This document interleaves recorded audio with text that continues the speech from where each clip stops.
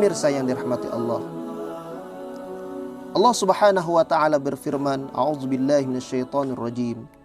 Bismillahirrahmanirrahim. Alif lam ra. Allah Subhanahu wa taala ketika mengawali surah Nabi Yusuf mengawali dengan huruf-huruf hijaiyah yang dikenal dengan huruf muqatta'ah. Para ulama mufassir manakala menafsirkan huruf-huruf muqatta'ah ini, mereka terbagi pada 3 kelompok utama. Yang pertama adalah para mufassir dari kelompok salaf, dari tahun pertama Hijriyah sampai 3 tahun Hijriyah. Mereka para ulama mufassir yang cenderung tidak menafsirkan apa makna di balik huruf muqatta'ah ini.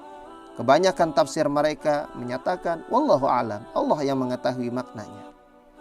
Sedangkan yang kedua, kelompok setelah 3 Hijriyah sampai pada abad pertengahan, di mana mereka lebih cenderung untuk menafsirkannya. Mereka tidak puas dengan jawaban para mufassir generasi awal yang cenderung hanya menyatakan wallahu a'lam. Menurut keyakinan mereka bahwa Allah Subhanahu wa taala tidaklah menurunkan satu firman, tidak menurunkan satu ayat, satu huruf kepada umat Nabi akhir zaman, melainkan ada satu pesan, satu hikmah yang perlu dan harus untuk disingkap dan diungkap.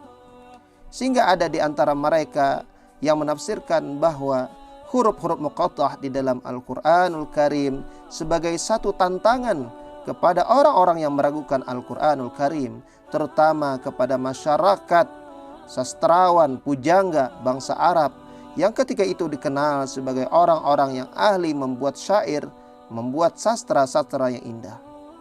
Manakala mereka meragukan Al-Quranul Karim bersumber dari wahyu kalamullah, maka Allah Subhanahu wa taala menantang mereka untuk membuat satu ayat saja yang semisal dengan Al-Quranul Karim dengan bahan yang sama, yaitu dengan huruf-huruf hijaiyah tersebut.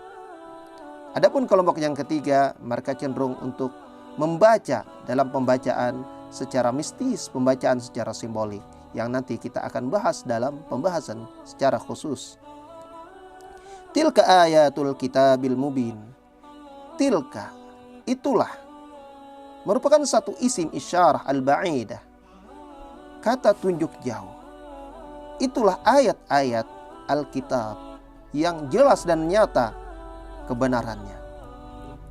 Menariknya ketika kita kaji dari pendekatan linguistik, pendekatan kebahasaan, di dalam Al-Quranul Karim kita akan temukan ayat-ayat yang ketika membicarakan tentang Alkitab, Alkitab dalam pengertian bahwa Al-Quranul Karim itu ketika disebutkan Alkitab, maka dia akan bersanding dengan kata isim isyarah jarak jauh, tilka atau zalika, zalikal kitab atau tilka ayatul kitab.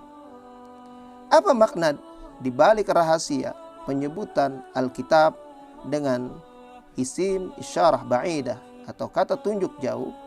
Hal ini mengisyaratkan, mengesankan bahwa Alkitab, kalamullah itu menempati pada satu posisi yang sangat tinggi, posisi teratas yang melampaui batas kemampuan nalar manusia. Sehingga demikian agungnya, sehingga seakan-akan ketika orang melihat Alkitab, maka dia akan menunjuk pada kata yang sangat jauh itu. Dan ketika Allah Subhanahu wa taala menyebutkan kata Al-Quran, maka selalu disandingkan dengan ismul isyarah al-qaribah. Manakala Allah menyebutkan Alkitab, itu kitab. Ketika menyebutkan Al-Quran, ini Al-Quran. Zalikal kitab, itu kitab. Hadzal Quran, ini Al-Quran. Mengapa ada perbedaannya? Ketika disebut Alkitab, menunjukkan sesuatu yang sangat jauh, sesuatu yang agung, sesuatu yang mulia. Tapi manakala Allah menyebutkan hadzal Quran, Quran ini, artinya begitu dekatnya pesan-pesan dan kandungan Al-Quran itu dalam kehidupan manusia. Begitu dekatnya Al-Quran itu kepada orang-orang yang membacanya, sehingga disebutkan hadzal Quran. Itulah ayat-ayat Alkitab yang sedemikian sempurnanya, sehingga saking sempurnanya disebut Alkitab, Tidak ada yang lebih sempurna dari Alkitab melainkan Al-Quran.